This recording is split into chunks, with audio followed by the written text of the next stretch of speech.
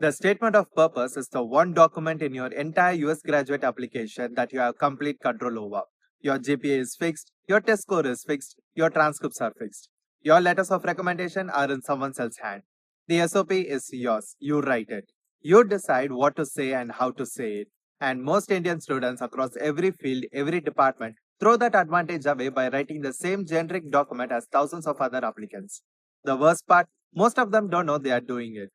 The mistake shows up in a very first sentence. And by end of this video, you will know exactly what it is, exactly why it cost admissions, and exactly what to write instead.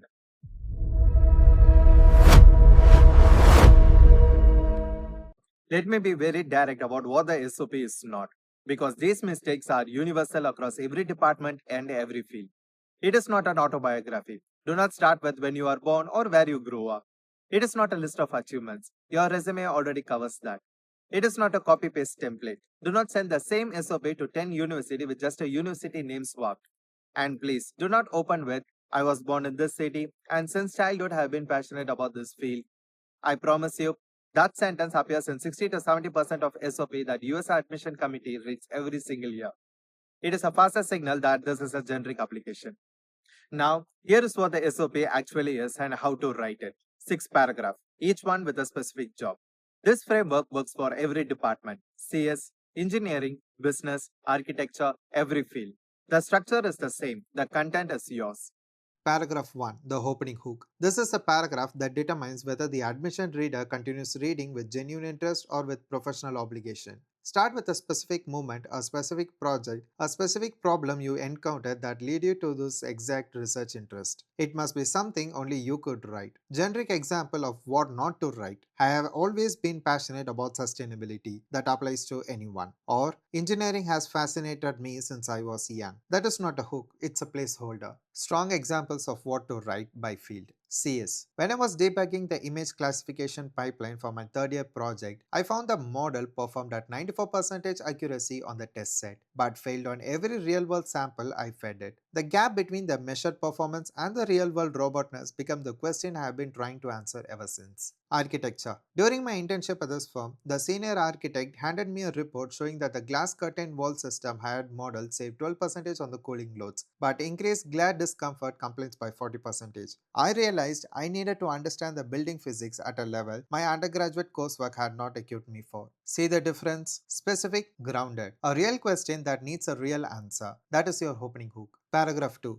Academic background. Connect your undergraduate work 2 to 3 specific courses, projects, or thesis work directly to your graduate research interest. Not every course, not your GPA. Pick the 2 or 3 most relevant experience and explain. What did you learn and what gap or unanswered question did they surface? The word gap is key. You are telling the committee why your undergraduate education brought you to the edge of the problem that requires graduate study to go further.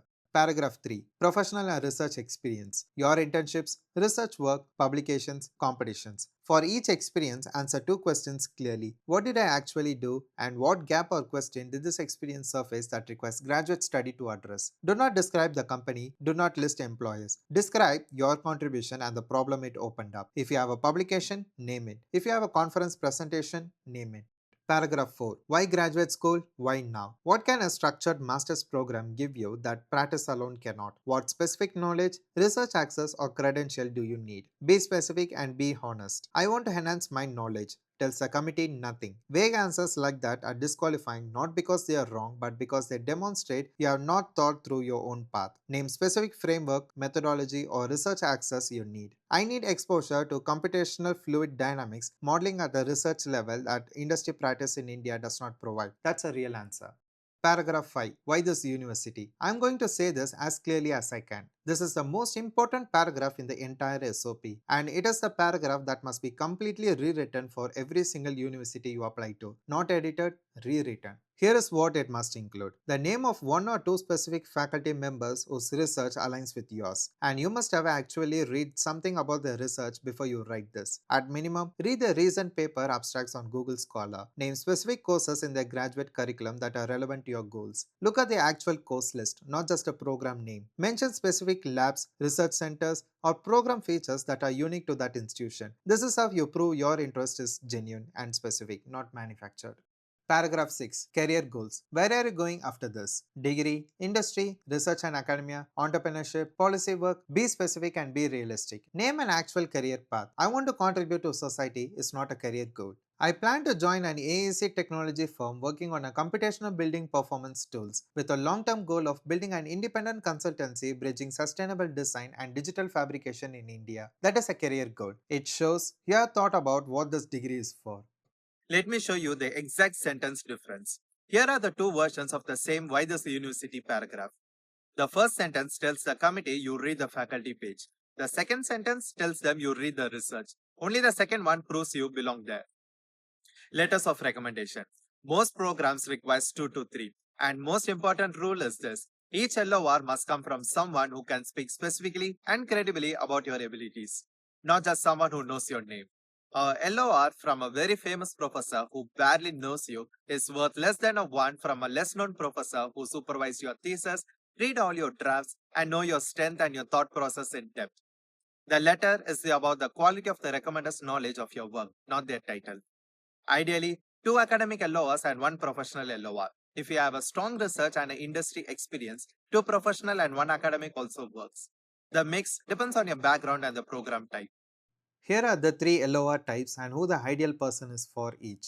Your strongest academic LOR should come from your thesis supervisor, your final year project guide, or a professor who ran your most significant research project. They know your independent thinking, your ability to handle complex work, and your intellectual depth. Your second academic LOR should come from a professor in a relevant core course, a project based course, a technical seminar, or any course where you produced work they can speak to directly. Your professional LOR, if you have one, should come from a direct supervisor at an internship or work placement who gave you real project responsibility, not just someone at a company who can confirm you worked there. Someone who can speak specifically about what you did, how you thought through problems, and what your actual contribution was. Here is the exact email template I recommend for requesting a letter of recommendation. Subject line: Request for letter of recommendation, MS application USA for 2026.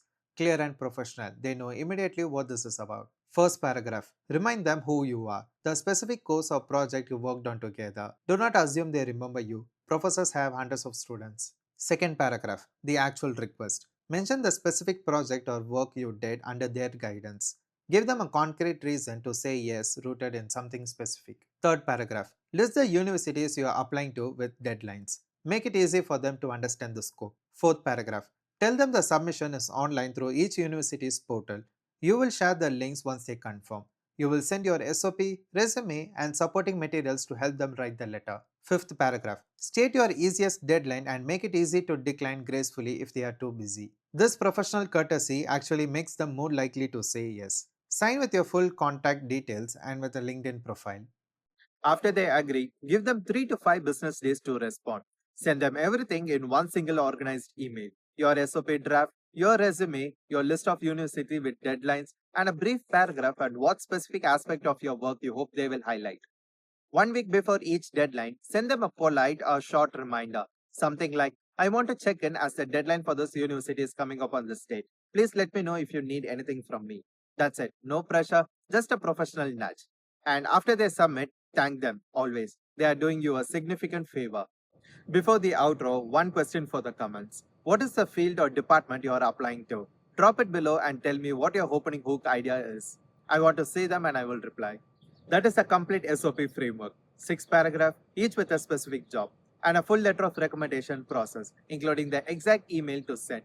Give the SOP the time it deserves. Multiple draft, multiple readers, full customization for every university, especially paragraph 5. The next major step after your application go in is everything that happens after your admission letter arrives.